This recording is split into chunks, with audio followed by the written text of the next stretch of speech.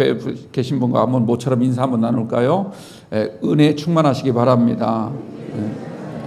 모든 것이 다 하나님의 은혜인 줄로 믿습니다. 우리가 사는 거 다 하나하나가 하나님의 은혜지요. 그렇지 않습니까? 모든 것이 다 하나님의 은혜인 줄 믿으시기 바랍니다. 우리가 에스겔서를 지금 오늘 34번째 시간이죠. 오랫동안 달려왔는데 오늘 24장 하고 있습니다. 에스겔서는 크게 두 부분으로 나눌 수가 있는데요. 1장에서 24장, 오늘 말씀까지가 전반부라고 할 수가 있고요. 이 전반부 말씀은 이스라엘과 유다의 죄를 하나님이 하나하나 지적하시고 이를 심판하시겠다, 이런 주제를 담고 있습니다. 그래서 주로 죽음에 대한 이야기, 심판에 대한 이야기, 이게 가장 중요한 핵심 키워드다, 이렇게 말씀을 드릴 수가 있죠. 오늘 그 전반부의 마지막 부분을 오늘 나눌 그런 시간입니다. 오늘 특별히 1절 말씀을 보면 이제 그 때가 언제인가를 알려주고 있는데요. 아홉째 해 열째 달, 열째 날이다, 이렇게 말씀을 하죠. 그러니까 제9년 10월 10일이었다 이 말이죠. 그럼 이때가 언젠가? 이때는 바로 여호야긴 왕이 포로로 끌려온 지 9년째가 되었을 때라는 것이죠. 그리고 유다의 마지막 왕이었던 시드기야, 이 시드기야 통치 9년째인데 9년에서 막 10년째로 넘어가는 그 어간이라고 볼 수가 있습니다. 굳이 연도로 따진다면 주전 588년인데요. 유다가 587년에 망했으니까 유다가 멸망당하기 정확히 1년 전, 더 정확히 말하자면 1년 6개월 전이었다. 이것을 여러분들이 좀 기억하시길 바랍니다. 특별히 오늘 말씀 보면 그때가 10월 10일이었다라고 하지 않습니까? 이 에스겔서 달력으로 10월이라고 하는 달력은, 이 계절은 오늘 지금 이 시대로 얘기를 한다면 4월 달에 해당이 됩니다. 4월 달. 여러분들이 좀 헷갈리시겠지만 그걸 좀 기억을 해두세요. 우리가 보통 4월이면 어떤 계절입니까? 꽃이 피고 그야말로 꽃피는 그런 아름다운 계절이죠. 그런데 팔레스틴 땅은 이 4월이라는 계절이 어떤 계절이냐면 이제 마지막 늦은 비를 끝내고 이제 본격적으로 건기가 시작되는, 그러니까 땅에 비 한 방울 내리지 않는 그런 건기가 시작되는 시점이었다라고 하는 겁니다. 그러니까 모든 것이 다 이제는 마르고 시들고 죽어가는 그런 죽음의 계절이 시작되는 바로 그때였다. 이것은 상당한 의미가 있음을 우리가 알 수가 있습니다. 자, 다시 한번 오늘 1절 말씀, 아홉째 해 열째 달 열째 날에, 그럼 이때 무슨 일이 발생을 했는가? 오늘 우리가 에스겔서를 보고 있지만 또 이 말씀과 연관이 되어 있는 본문 하나를 우리가 좀 찾아볼게요. 구약성경 우리 열왕기하라고 하는 성경이 있는데 열왕기하 25장을 우리 한번 찾아보시겠습니다. 성경책 앞으로 좀 가셔서 열왕기하 25장 페이지 수로 보면은 606페이지에 해당이 됩니다. 606페이지. 열왕기하 25장을 좀 펴두시고 오늘 말씀을 들으면 오늘 말씀 내용을 이해하는데 상당히 큰 도움이 되리라고 봅니다. 자, 25장 찾으셨습니까? 제가 읽어드릴 테니까 25장 1절을 한번 보십시오. 시드기야 제9년 열째 달 10일에 바벨론의 왕 느부갓네살이 그의 모든 군대를 거느리고 예루살렘을 치러 올라와서 그 성에 대하여 진을 치고 주위에 토성을 쌓음에, 1절까지만 제가 읽었습니다. 그러니까 지금 에스겔서 24장이 말하고 있는 바로 그 날이 열왕기하 25장 1절에서 말하는 날과 일치하고 있다는 것을 알 수가 있습니다. 시드기야가 통치한 지 제9년 열째 달 10일에 이때 무슨 일이 있었습니까? 바벨론 느부갓네살 왕이 모든 군대를 이끌고 와서 예루살렘을 공격하기 위해서 지금 진을 펴고 그 다음에 토성을 쌓고 이제 본격적으로 공격할 준비를 끝냈다, 이런 말씀이죠. 당시 시드기야는 그 아래에 있는 말씀 다 읽진 않겠지만 열왕기하 오늘 25장 말씀을 잘 여러분들 읽어보세요. 시드기야는 모든 성문을 굳게 걸어 잠근 채 꼼짝도 하지 않고 그 안에서 두려워 벌벌 떨고 있었을 뿐입니다.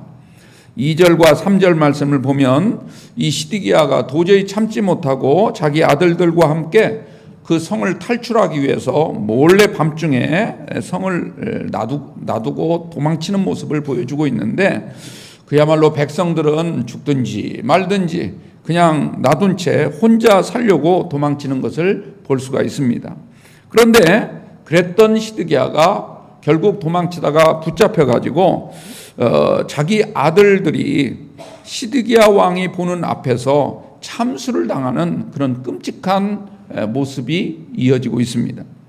나중에 시드기야도 그 아들들이 죽는 모습을 본 다음에 자기 두 눈이 다 뽑혀가지고 사슬에 묶인 채 바벨론까지 질질 끌려가서 가다가 결국 도중에 죽임을 당했다라고 알려져 있습니다.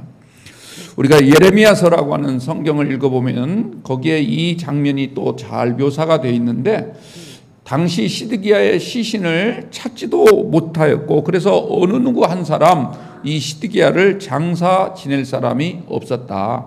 그야말로 비참하게 죽음을 맞이했다라고 하는 것이죠.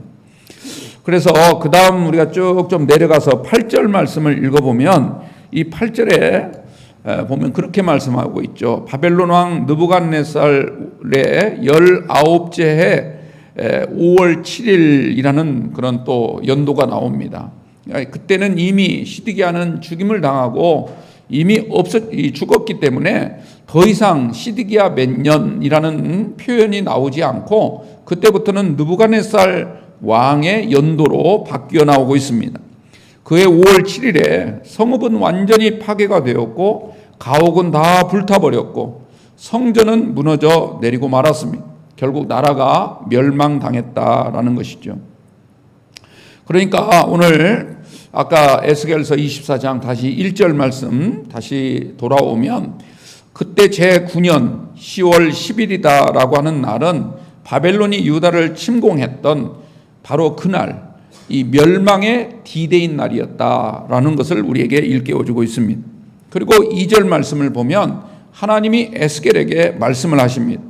인자야 너는 날짜 곧 오늘의 이름을 기록하라, 이런 명령을 하십니다. 오늘의 이름이 무슨 이름이겠습니까? 바벨론 왕이 바로 오늘 예루살렘을 침공해서 예루살렘이 멸망을 당하기 시작한 멸망의 디데이였다. 이것을 너희들이 기록하라 이 말이죠. 또 하나 제9년 10월 10일이라는 이 날짜를 우리가 들을 때 하나 또 기억해야 될 게 있습니다. 그건 뭐냐면 우리가 에스겔서 처음에 시작할 때 제1장에서 연도를 우리가 살펴본 적이 있었죠. 하나님이 바벨론 땅 에스겔에게 임했던 때가 언제였습니까? 그들이 사로잡혀 온 지 5년째 제5년 4월 5일이었다. 이렇게 성경은 말씀하고 있습니다. 그러니까 하나님이 이때부터 이 에스겔을 통해서 이스라엘 백성들에게 끊임없이 말씀을 하신 겁니다. 너희들이 이곳까지 끌려온 것은 전쟁에 패했기 때문에 끌려온 것이 아니라 하나님께서 하신 일이라는 것이죠. 인생의 모든 생사화복과 또 나라의 국가 운명, 흥망성쇠는 다 하나님 손에 달려있다는 사실을 에스겔과 이스라엘 백성들에게 알려주신 겁니다. 그렇다면 하나님이 왜 자기 백성을, 그렇게 사랑하던 자기 백성을 이토록 비참하게 만드셨을까? 그 원인은 죄라고 하는 단어에 연관이 되어 있습니다. 그렇기 때문에 너희들이 살 수 있는 길도 빨리 그 죄를 깨닫고 죄를 뉘우치고 그리고 하나님 앞에 돌아온다면 다시 너희들이 얼마든지 구원을 받을 수 있고 회복될 수 있고 옛 영광을 다시 되찾을 수 있다. 이 말씀을 하나님은 끊임없이 말씀하신 겁니다. 그런데도 불구하고 이스라엘 백성들은 어떻게 했습니까? 돌이키지 않았습니다. 하나님의 말씀을 가벼이 여겼습니다. 그들은 회개하지 않았습니다. 심지어 에스겔이 하나님의 말씀을 그토록 외치고 외쳐대는데도 무려 4년 반이 넘게 그들은 하나님께 돌아올 기회를 갖지 못했던 것입니다. 하나님의 말씀을 완전히 무시했던 것입니다.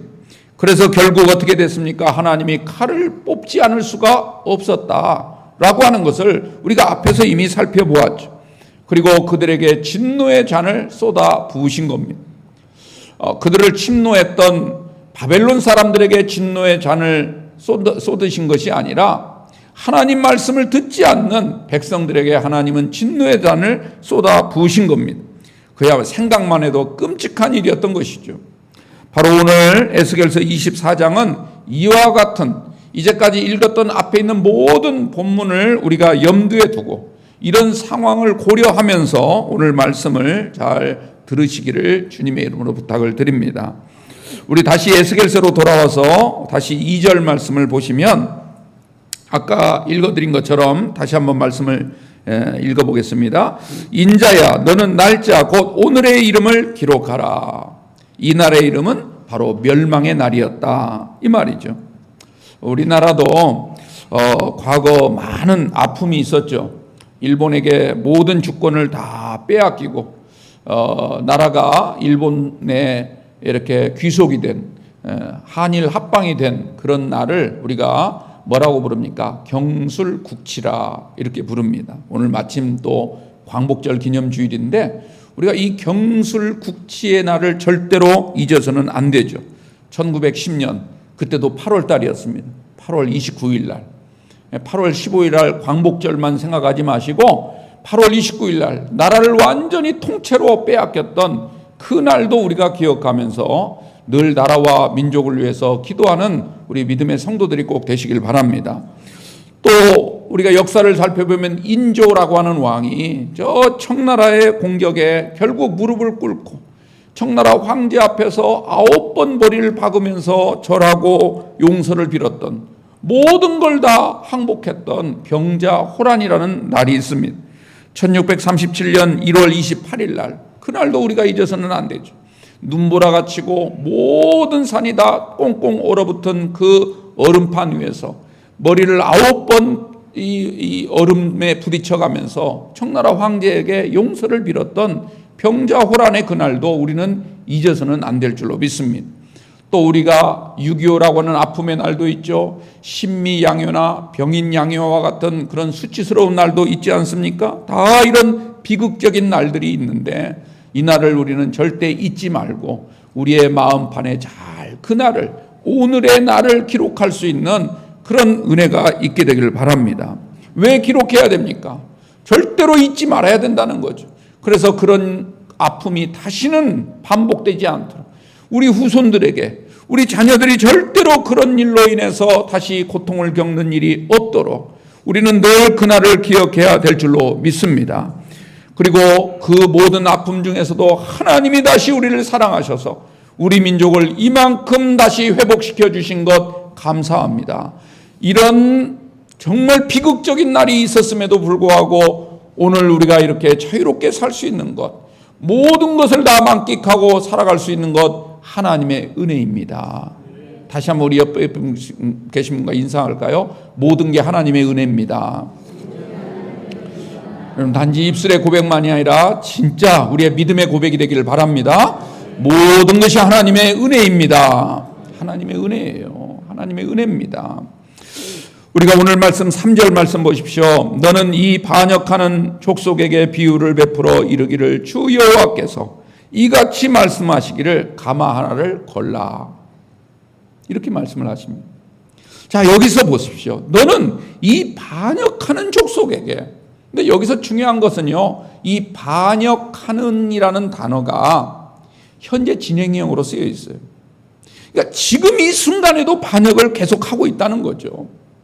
하나님이 그토록 말씀을 전했는데도 불구하고 그렇게 많은 징조들이 나타났는데도 불구하고 심지어 지금 예루살렘에 바벨론 군대가 몰려와서 온 성을 다 겹겹이 포위하고 공격 준비를 하고 있는 지금 이 순간이 되었는데도 불구하고 그들은 여전히 하나님의 말씀에 귀를 기울이지 아니하고 반역을 일삼고 있더라.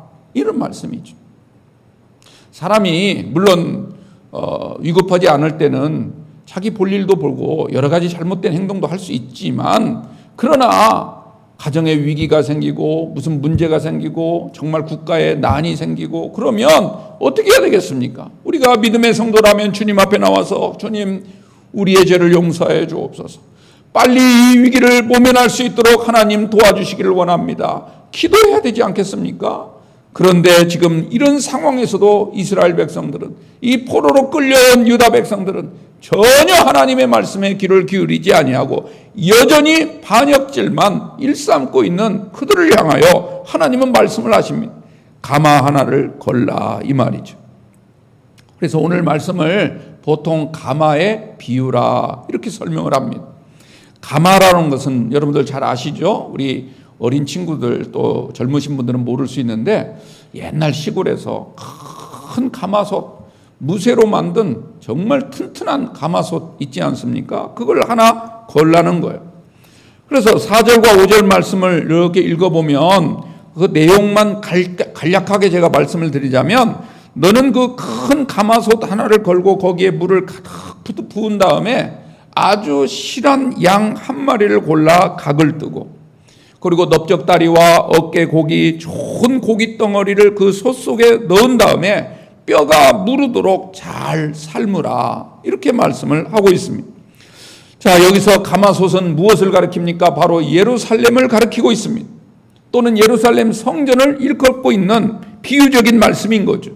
그리고 그 안에 양의 고기를 넣고 양의 뼈를 넣어라, 이 말은 곧 성전을 출입하는 이스라엘 백성들을 지칭하고 있는 것입니다.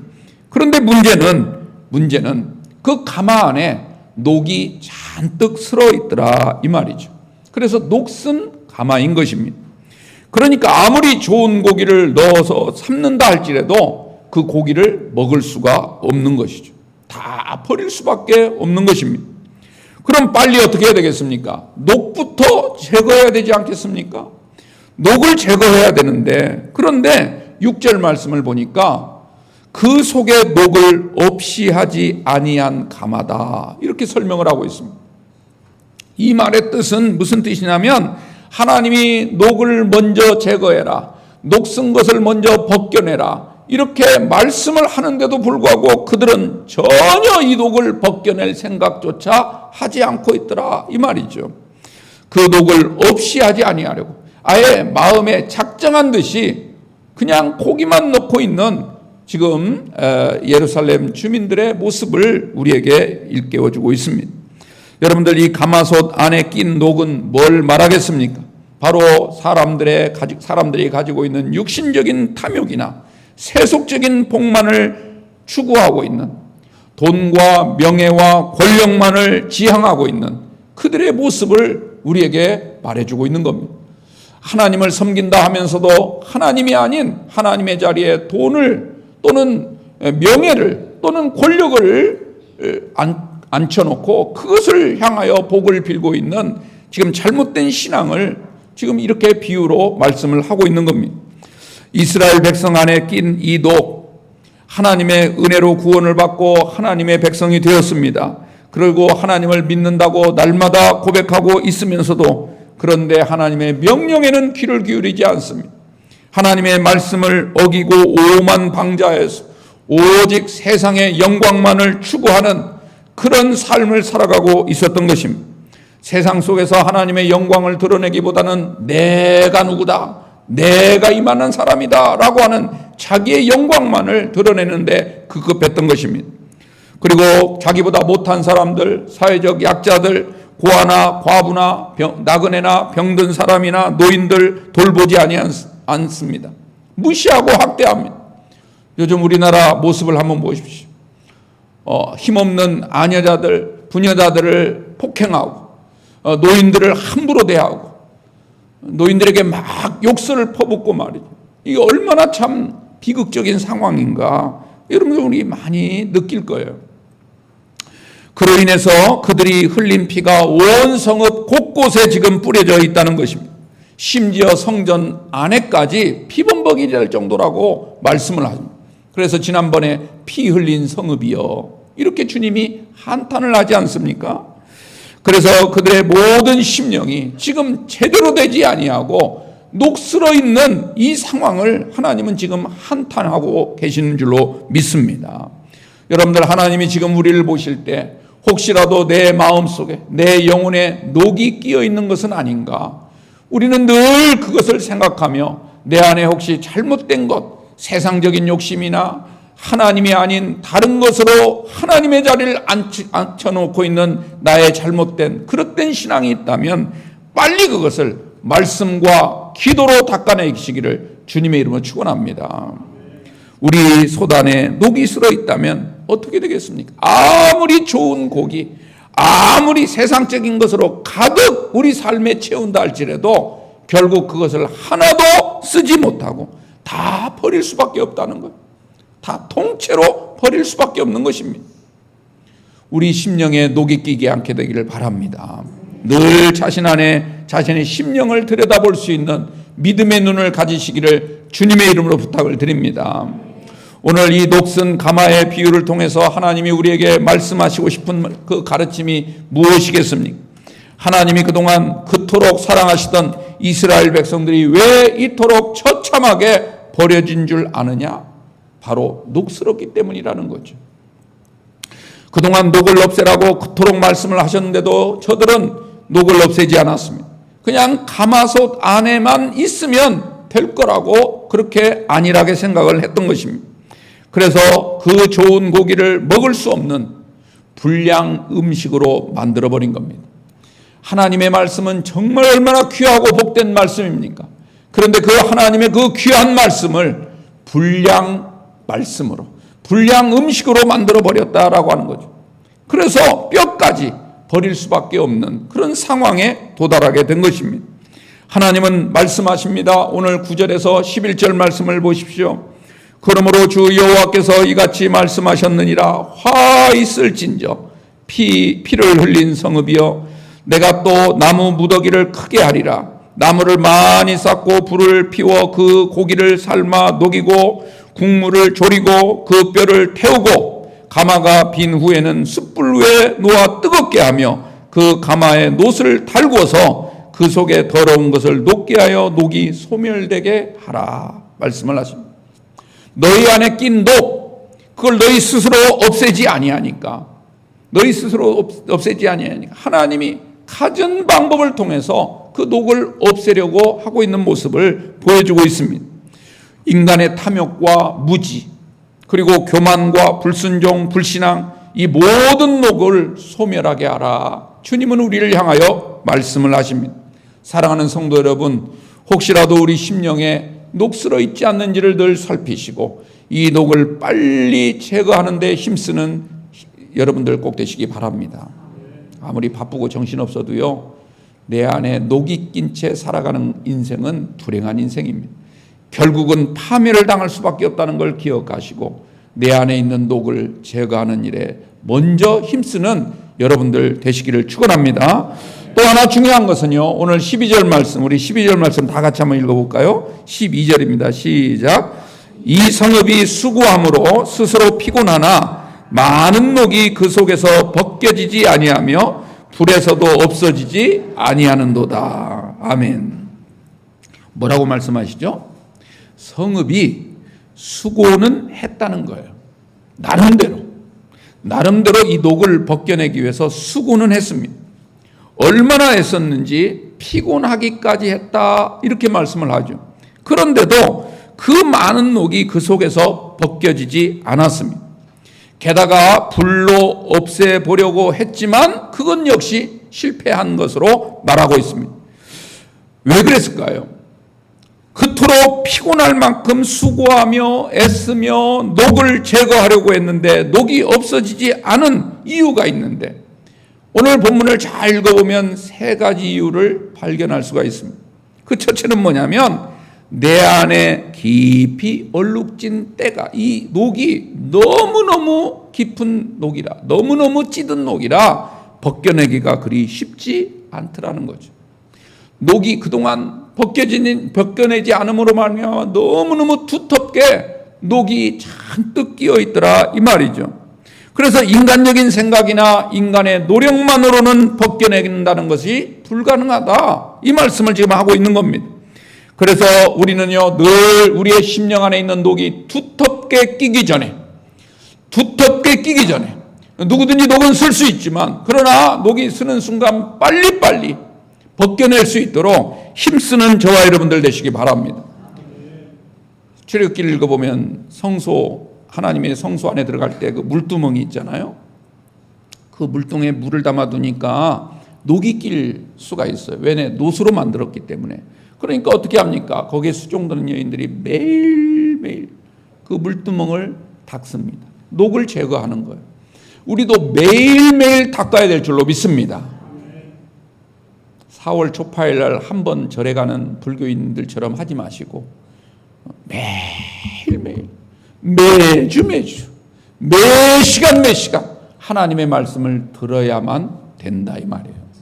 하나님의 말씀을 듣고 성령의 능력을 받아, 그래서 우리 안에 있는 찌든 녹이 더 이상 찌들지 않도록 날마다 우리의 심령의 녹을 닦아내는 저와 여러분들 되시기를 축원합니다. 두 번째 이유는 뭐냐면, 이 찌든 때, 이 녹이 잔뜩 찌든 이 녹을 벗겨내는 일은 수고만으로는 안 됩니다. 수고만으로. 반드시 우리의 생각과 우리의 삶의 변화가 선행돼야 되는 거예요. 절대로 우리의 수고만으로는 안 되는 거예요. 생각은 여전히 세속적이고 여전히 육신적인 생각으로 가득하면서 그냥 형식적이고 습관적으로만 녹을 벗겨내고 있다고 생각해서는 안 된단 말이죠. 그러면 녹을 벗겨내지 못합니다. 금세 더 찌든 때가 낄 수밖에 없는 거예요. 오늘 14절 말씀을 한번 보십시오. 나 여호와가 말하였은즉 그 일이 이루어질지라. 내가 돌이키지도 아니하고 아끼지도 아니하며 뉘우치지도 아니하고 행하리니 그들이 내 모든 행위대로 너를 재판하리라. 주 여호와의 말씀이니. 여기 뭐라고 말하죠? 여기 중요한 단어가 그 끝부분에 나오죠. 내 모든 행위대로. 여러분들, 믿음대로가 아니에요. 믿음이 중요하긴 하지만 믿는 것만 가지고는 안 된다 이 말이에요. 행위가 수반돼야 된다 이 말이에요.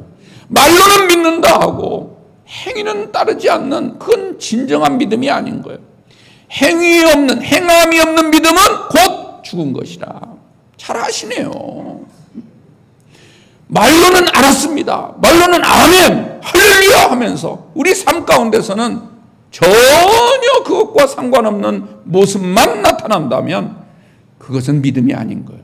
그건 자기 스스로 속고 있는 거예요. 아, 내가 믿고 있구나. 내가 하나님의 백성이구나. 나는 이미 구원받았구나. 착각하고 있는 거예요. 우리의 믿음은 일시적으로 끝난 게 아니라 끝까지 걸어가야 되는 거예요. 홍해바다를 건넜다고 끝난 게 아니에요. 요단을 건너갈 때까지 끊임없이 우리 삶에 펼쳐지는 이 광야길과 같은 그 어려운 삶이 있다 할지라도 그걸 뚫고 오직 하나님의 말씀인 언약궤만을 바라보며 믿음으로 나아가는 삶이 수반돼야 된다 이 말이죠. 입으로는 믿습니다. 알겠습니다. 그렇게 하겠습니다. 그러면서 우리가 따르지 않는다면 우리는 결국은 네 모든 행위대로 내가 너를 재판하리라. 재판한단 말은 심판한단 말이죠. 우리가 행위가 얼마나 중요한가. 물론 구원은 믿음으로 왔습니다. 그러나 그 믿음만으로는 불충분해요. 믿음은 필수 조건이지 충분 조건은 아니에요. 우리 모든 성도들은요, 구원의 하나님의 나라의 그 입성을 위해서는 필수 충분 조건, 즉 믿음과 행위가 함께 있어야 될 줄로 믿습니다. 그런 믿음으로 하루하루 정말 우리의 믿음을 삶으로 보일 수 있는 귀한 성도님들이 꼭 되시길 바랍니다. 세 번째, 가장 중요한 게 있어요. 세 번째, 이 녹을 완전히 벗겨내려면 어떻게 해야 되냐면, 먼저 우리가 하나님 앞에 철저한 회개가 있어야만 됩니다. 철저한 회개. 그래야 성령께서 닦아주시는 거예요. 성령께서. 우리의 힘만으로는 안 되는 거죠. 성령의 도움을 받아야 될 줄로 믿습니다. 내가 떼는 불이 아니라 성령이 주시는 불, 이 불이 임해야만 우리 안에 있는 그 찌든 때들, 그 아무리 두텁게 지금 슬어있는 녹이라 할지라도 온전히 벗겨나게 될 줄로 믿습니다. 그래서 모든 녹을 벗겨내는 것은 하나님의 은혜를 받아야 되는 거예요. 하나님의 은혜를, 여러분들 이런 은혜를 받는 저와 여러분들 꼭 되시길 바랍니다. 오늘 말씀 정리하겠습니다. 오늘 우리가 이 말씀을 통해서 이제 전반부를 마치게 되는데 이 말씀의 가장 중요한 핵심이 뭡니까? 하나님은 우리를 끊임없이 지켜보고 계신다. 이걸 우리가 꼭 깨달아야 될 줄로 믿습니다. 그리고 무고한 피를 흘리는 죄를 절대 하나님은 잊지 아니하십니다. 오늘 7절 말씀을 보십시오. 그 피가 그 가운데 있으며 피를 땅에 쏟아 티끌이 덮이게 하지 않고 맨 바위 위에 두었도다. 여러분들 이 말이 무슨 뜻인 줄 아세요? 우리가 만약에 남에게 주는 상처, 우리가 남을 이렇게 해치거나 또는 멸시하거나 차별하거나 해서 남에게 주는 상처가 다 이게 피와 연결되어 있는 건데 이 피를 하나님이 절대로 티끌에 덮이지 않게 하고 맨 바위, 그러니까 반질반질한 바위 위에 두리라. 이 말은 하나님이 절대로 잊지 않겠다 이 말이에요. 드러나게 하겠다 이 말이죠. 그 다음에 두 번째로 우리가 오늘 이 말씀을 통해서요, 우리가 생각해야 될 것은 우리 내면에 녹슨 신앙이 있는지 우리는 날마다 살피고 날마다 닦고 날마다 깨끗하게 해야 될 줄로 믿습니다. 혹시라도 내 안에 녹슨 신앙이 있진 않는지, 혹시 내 삶이 녹신 신자의 삶은 아닌지, 혹시 우리 교회가 나 때문에 녹슨 교회가 되고 있는 것은 아닌지, 이 나라가 녹슨 나라가 되어져 가고 있는 것은 아닌지 우리는 늘 우리 자신을 먼저 살피는 은혜가 있길 바랍니다. 큰 가마솥 안에 녹 한 점이 끼어 있어도 그 음식을 못 먹는 거예요. 여러분들 수백 명의 교인 가운데 한 명만 녹이 슬어 있어도 문제가 발생이 되는 거예요. 내 한 사람의 녹이 나에게만 끝나는 것이 아니라 많은 사람들에게 지장을 주고 많은 사람들에게 피해를 줄 수 있다는 것을 생각하시고 내 스스로가 먼저 깨끗해질 수 있도록 최선을 다하시기를 축원합니다. 다윗이 고백했던 것처럼 주여 나에게 정직한 영을 주시고 정직한 영을 창조하여 주셔서 나로 하여금 깨끗하게 주님께서 해 주셔서 이 나라가 또 우리 이 백성들이 정말 하나님의 은혜 가운데 삶을 사는데 나 때문에 지장 생기는 일이 없도록 도와주옵소서. 늘 이런 믿음의 기도가 우리 가운데 넘치게 되기를 바랍니다. 끝으로 아까 말씀드린 결론 하나가 뭡니까? 믿음과 행위는 같이 가야 된다 이 말이죠. 믿음과 행위는. 믿음은 있는데 행위가 나타나지 않는다면 그건 공허한 믿음일 뿐입니다. 내용은 없고 이 포장지만 화려한 그런 사람에 불과한 거예요. 여러분들 누구에게 선물을 받았는데 포장지는 정말 비싸고 막 이야 대단한데 뜯어보니까 아무것도 없어요. 정말 내가 마음에 들지도 않고 너무너무 싸구려고 그런 물건이 들어있다면 기분 별로 안 좋죠. 포장지만 자꾸 신경 쓰지 마시고 내용이 중요한 거죠. 반대로 행함은 있는데 믿음이 없다? 그러면 그 행함은 하나님과 아무 상관이 없는 것입니다. 그것은 자기의 삶을 위한 자기의에 불과한 것이죠. 우리 성도들은요 항상 믿음이 있다면 그 믿음과 맞는 행위를 가지셔서 믿음과 행위가 함께 가는 귀한 축복을 받는 성도님들이 꼭 되시기를 주님의 이름으로 축복합니다. 기도하겠습니다.